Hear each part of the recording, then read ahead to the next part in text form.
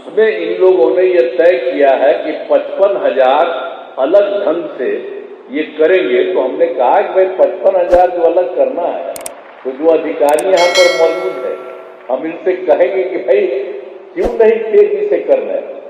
जब कह दिए थे 55,000 तो जरा तेजी से करिए, खड़ा होइए। 55,000 भी कहे हैं तो आप बहुत जल्दी पूरा करिए। नीतीश कुमार द्वारा बिहार पुलिस नियुक्ति पत्र वितरण समारोह में अधिकारियों से प्रत्यक्ष रूप से यह आग्रह किया गया है कि जल्द से जल्द बिहार पुलिस और बिहार दरोगा के लिए बहाली को निकाला जाए। तो इसके लिए एक प्रबल संभावना बन गई है कि जल्द ही 1875 या 2000 के करीब में बिहार दरोगा की पोस्ट की बहाली आने वाली है। तो हमारा ये एक आवश्यक हो जाता है कि हम बिहार दरोगा के एक ओवरव्यू को समझें कि एलिजिबिलिटी क्या होता है, कटअप क्या रहता है पीटी और मेंस के लिए, हमको कितना नंबर लाना चाहिए पीटी पास करने के लिए, मेंस पास करने के लिए, फिजिकल के लिए क्या होगा। तो एक ओवरव्यू हम जानेंगे और ये सबसे इम्पोर्टेंट चीज़ जानेंगे कि किस सब्जेक्ट से सबसे ज़्यादा प्रश्न पूछते हैं और किस सब्जेक्ट को हमको सबसे ज़्यादा प्रायोरिटी देना चाहिए। तो आइए एक ओवरव्यू लेते हैं और अपने तैयारी को एक नए धार में ले चलते हैं। अगले हम वीडियो में ये जानेंगे कि इसके लिए क्या-क्या सोर्स होना चाहिए और कैसे हम अपने पढ़ाई को धार दें।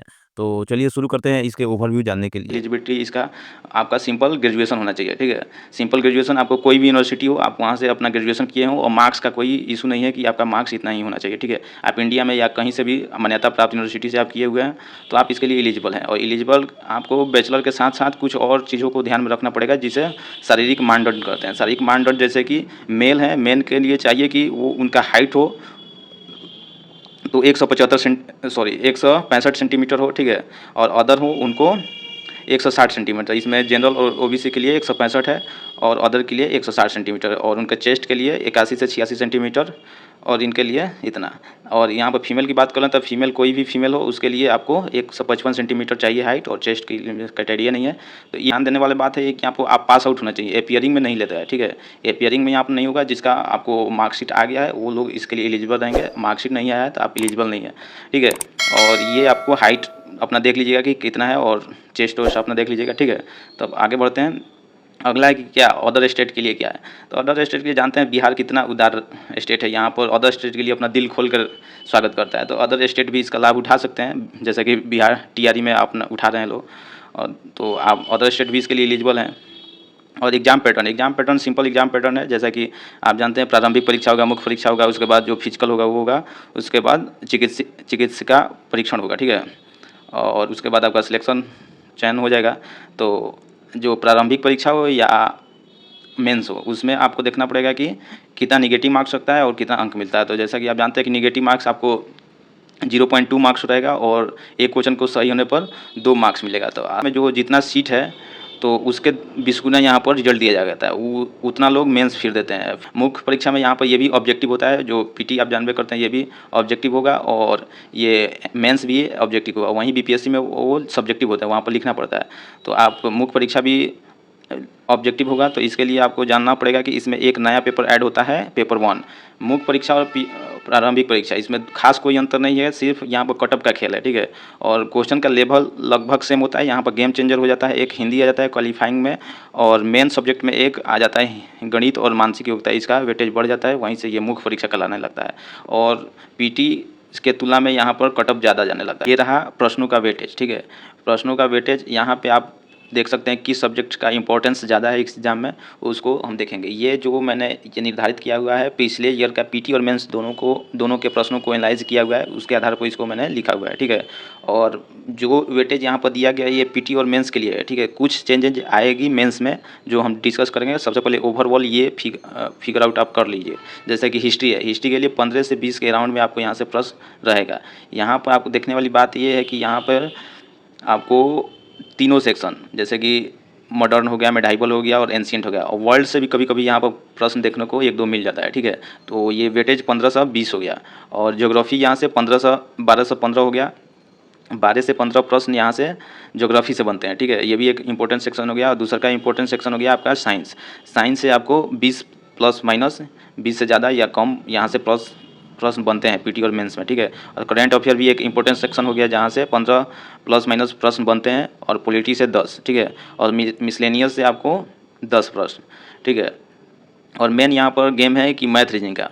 मैथ रीजनिंग जैसा कि आप पिछले ईयर का ट्रेंड देखिएगा तो पीटी में इसका ट्रेंड थोड़ा सबसे पहले तो ना के बराबर था, ठीक है, सिर्फ मेंस में पूछा जा रहा था, लेकिन कुछ साल से देखा जा रहा है कि पीटी में भी 10 के अराउंड में प्रश्न रह रहे हैं और मेंस में मेजर इसका रोल आ जाता है। यहाँ पर 20 से 25 प्रश्न आपको मेंस में देखेंगे, मैथ और रीजनिंग दोनों को मिलाकर। मेन अंतर यही हो जाता है, जब इधर मैथ रीजनिंग में 20 से 25 प्रश्न बढ़ता है तो आपको इधर से कुछ प्रश्नों में कटौती किया जाता है, ठीक है, लेकिन जो ये वेटेज है एक आइडियल वेटेज है और इसी को ध्यान में रखते हुए अपने पढ़ाई को कैटेगराइज कीजिएगा कि किस सब्जेक्ट को हमको ज़्यादा फोकस करना है, किस पर हमको कम करना है, ठीक है। तो ये रहा वेटेज। अब ये सब जान लेने के बाद अब सबसे इम्पोर्टेंट चीज़ ये हो जाता है कि अब आपको जानना चाहिए कि कितना कट ऑफ जा रहा है। मुझे 100 प्रश्नों में कितना प्रश्नों को सही करना पड़ेगा जिससे मेरा सिलेक्शन हो जाए, ठीक है। तो इसके लिए हम प्रीवियस ईयर जो 1275 जो एग्ज़ाम हुआ है वो उसमें एक हाईएस्ट कट ऑफ गया है अब तक का, तो उसी को आधार बनाकर हम एक अनुमान लगा लेंगे कि कट ऑफ कितना जाने वाला है। तो आइए हम देखते हैं कि कट ऑफ क्या रहेगा। कट ऑफ की बात करें तो यहाँ पर आप देख सकते हैं कि जो ये 1275 को जो लेटेस्ट जो बहाली हुआ है दरोगा का, उसमें पीटी में क्या कट ऑफ गया था। पीटी में यहाँ पर आप देख सकते हैं कि जनरल के लिए गया है आपको 129 मार्क्स, ठीक है, 129 गया है, मतलब आप एक तरह से 31 मानते हैं तो आपको यहाँ पे 65 प्रश्न, एक प्रश्न रहता है 2 मार्क्स का तो 130 हो जाएगा, तो आपको 65 प्रश्न 100 में से अगर आप सही कर देते हैं तो आप जनरल से हैं तो आपका आराम से रिजल्ट पीटी हो जाएगा, ठीक है। और इसी के अनुसार आप देख सकते हैं जो कैटेगरी है अपना अपना देख सकते हैं। हम जनरल को मांग कर चल रहे हैं तो आपको 65 नंबर चाहिए आपको पीटी क्वालिफाई करने के लिए, ठीक है। 1275 जब सीट था तो आपको इतना में 65 कट ऑफ हो गया था, ठीक है, 65 क्वेश्चन सही करने पर। वहीं आने वाला वैकेंसी ये है 2000, ठीक है।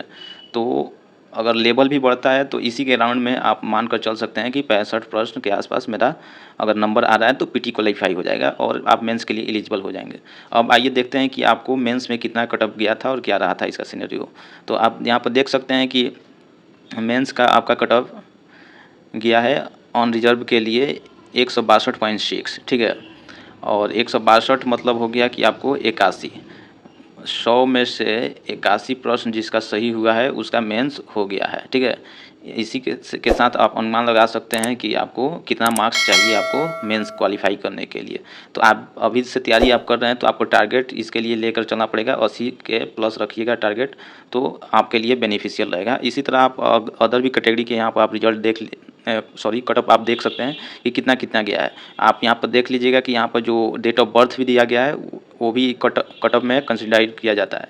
जैसा कि आप 81 मार्क्स है, ठीक है, सपोज एक एग्जांपल लेते हैं, अगर 2 लोग हैं, ठीक है, 2 लोग हैं और दोनों का सेम ही है, ठीक है, और सीट भी सीमित है, तो 2 लोग में से एक लोग को चुना जाएगा और उसमें देखा जाएगा कौन सीनियर है। सीनियर कहने का सेंस दोनों लोग में से बड़े कौन है, तो उनको यहाँ पर कंसिडर किया जाता है, इसीलिए इसको यहाँ पर आपको डेट ऑफ बर्थ को कट ऑफ के रूप में देखा जा सकता है।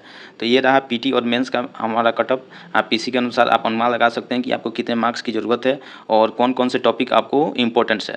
इसके अनुसार आपको अपने पढ़ाई को ध्यान देने की ज़रूरत है और ये ध्यान देने के लिए हमारे साथ जुड़ सकते हैं, क्योंकि साथ मिलकर हम एक अच्छे इनिशिएटिव की शुरुआत करेंगे जहाँ पर आपको जो कोर पॉइंट है और जहाँ से बार बार दरोगा में प्रश्न पूछे जा रहे हैं और कहाँ से और प्रश्न बन सकते हैं उसको हम आने वाले वीडियो में एनालाइज करेंगे। इसलिए सब्सक्राइब कर आप हमारे साथ जुड़ सकते हैं और आगामी परीक्षाओं के लिए आप जुड़